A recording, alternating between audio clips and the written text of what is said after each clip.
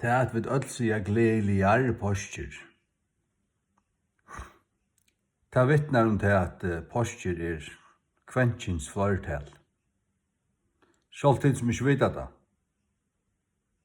Sjálvtid dummo som sier postjene. Postjene akkurat som, hvis det sier det,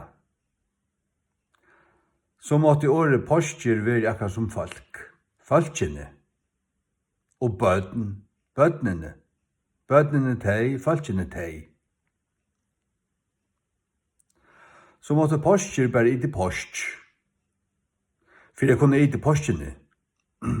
Har jeg det til av malraden så kallet, ja?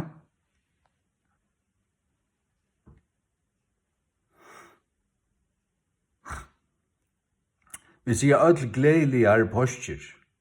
Ødel såmål. Og vi tar her vi kjent at postjer et kventkins flertalsår. Har jeg det til på hekser av maltøynen, som sier at ja, vi tåsa så vi må gjøre plass for det, og jeg hadde totalt badna nonsens. Vi kunne ikke gjøre plass for nonsens. Målslig det dumhøyt. Altså det feil. Og feil feil.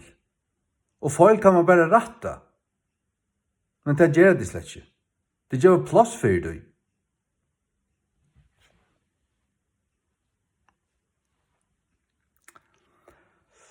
Det gjør det slett ikke ordan.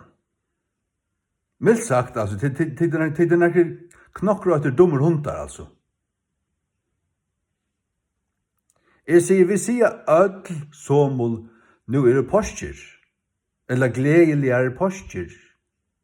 Ja, og vi sier ødel, nu det postjer.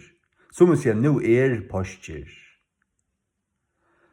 Men ingen kan si at nu det postjene. Så du mist sammenhengen, du kvett alt sånt.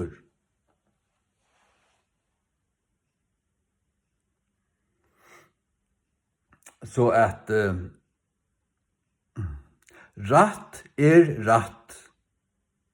Men til lovlig så dumme hundar, til kunne ikke fæta det.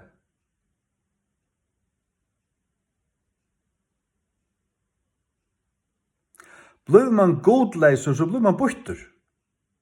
Egentlig. Man avnoktar ordanen som i öllum tingum. Alt fyrir ut av flauta.